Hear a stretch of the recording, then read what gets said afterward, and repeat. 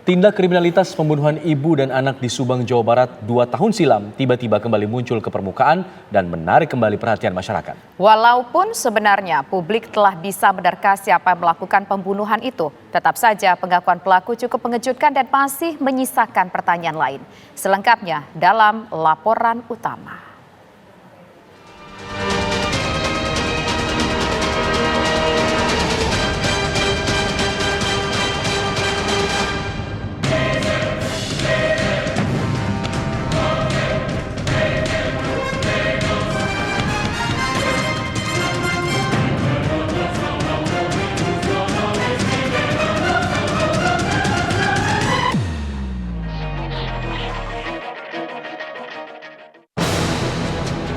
Misteri pembunuhan ibu dan anak yang terjadi 2 tahun lalu di Subang, Jawa Barat akhirnya terungkap. Korban Tuti Suhartini alias Enung dan Amelia Mustika Ratu rupanya dibunuh oleh Yosep yang tak lain adalah suami Tuti dan ayah Amelia. Pengungkapan nama tersangka berawal dari pengakuan Danu, keponakan dari korban Tuti. Danu yang menyerahkan diri membuat pengakuan kepada polisi bahwa dirinya terlibat dalam sandiwara pembunuhan sadis ibu dan anak di bulan Agustus tahun 2021 silam. Nah, 2 minggu lalu MR yang kemarin datang ke Polda mengaku dia sudah mengakui perbuatannya, kemudian dampingi oleh kuasa hukumnya, kemudian kita lakukan pemeriksaan terhadap yang bersangkutan. Nah, dari MR ini kita mendapatkan beberapa orang yang menurut dia sebagai pelaku, kemudian kita lakukan penangkapan.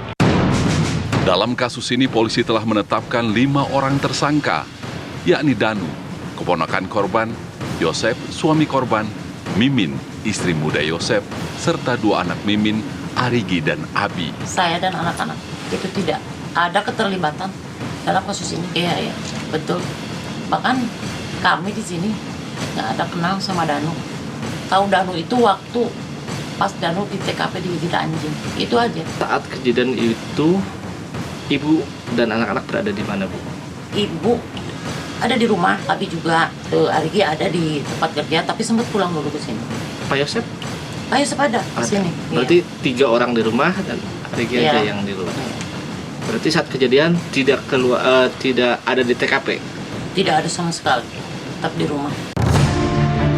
Polda Jabar kini telah menahan Yosep dan Danu, dan kepolisian juga masih terus melakukan pemeriksaan lebih lanjut untuk mengetahui peranan masing-masing tersangka. Dari MR sendiri ini dia yang pertama diminta oleh YH untuk menemani ke TKP, ke rumah korban, kemudian dia menunggu di garasi ini sementara pengakuannya ya. Kemudian diminta untuk mengambil alat golok. Setelah dia mengambilkan golok ini, dia tidak mengetahui bagaimana para pelaku ini melakukan eksekusi terhadap para korban. Jadi dia menunggu di luar, namun setelah mendengar teriakan dari korban yang bernama Amel, ini kemudian dia sempat masuk ke dalam dan melihat juga pelaku lain membenturkan kepala Amel ke dinding. Namun ini dari para pelaku lain memang belum mengakui perbuatannya, namun ada bukti yang kuat terhadap YH atau orang tua korban suami Ibu Tuti ini. Ada kita temukan bercak darah di bajunya, sehingga kita kuat dugaan kita bahwa YH ini sebagai pelaku. Perjalanan kasus pembunuhan ini tergolong sangat panjang sebelum akhirnya terungkap. Pembunuhan ibu dan anak itu terjadi pada tanggal 18 Agustus 2021. Kala itu warga kampung Ceseti, Subang, Jawa Barat, digegerkan penemuan 2 mayat di dalam bagasi mobil Alphard di garasi rumah korban. Polisi sempat mengalami kesulitan mengungkap kasus ini karena tidak ada memiliki bukti yang cukup untuk menetapkan tersangka. Lantas, bagaimana pakar psikologi forensik Reza Indragiri melihat kasus pembunuhan ini? Seingat saya pada saat kasus ini mencuat, bukan hanya polisi di satuan wilayah itu saja yang bekerja. Sampai Polda Jawa Barat pun diterjunkan untuk membantu membackup investigasi. Bahwa level Polda pun sudah turun, namun tetap bertahun-tahun belum terungkap, ya memang jadi pertanyaan besar. Ketika teknologi kepolisian, ketika teknologi investigasi disebut terus maju, terus semakin modern, tapi kenapa kemudian kemampuan mengungkap kasus pembunuhan semakin rendah ya? Nah, berarti persoalannya mungkin bukan pada aspek teknologinya, tapi lebih pada personilnya, lebih pada sumber daya manusianya. Benarkah dengan pengakuan Danu menjadikan kasus pembunuhan yang telah mengendap selama 2 tahun ini bisa tersibak secara terang benderang? Di tengah pertanyaan besar publik terhadap kemampuan investigasi pihak polisi, tetapi ternyata ada pengaku yang sekali lagi mengakui perbuatannya. Tetapi jangan salah, menurut saya pihak kepolisian tidak sepatutnya taken for granted, langsung menganggap oh ini pasti apa yang dia kemukakan adalah jujur sejujur-jujurnya. Belum tentu juga. Karena dalam kajian psikologi forensik ada istilahnya false confession, pengakuan yang keliru, pengakuan yang salah. Salah satu dari 3 jenis false confession adalah voluntary false confession. Bahwa ada orang yang sengaja memberikan pengakuan yang salah secara sukarela. Nah, kemungkinan ini tidak bisa diabaikan. Jangan-jangan orang ini membuat pengakuan yang mengada-ngada, dalam kurung false confession. Lalu kenapa dia berikan itu? Jangan-jangan karena sukarela. Konkretnya karena apa? Barangkali dia ingin menutup-nutupi sesuatu. Entah menutupi kesalahan dia sendiri, tidak dia mau ungkapkan secara keseluruhan, atau dia ingin menutup-nutupi pelaku yang lain. Kemungkinan itu tetap ada.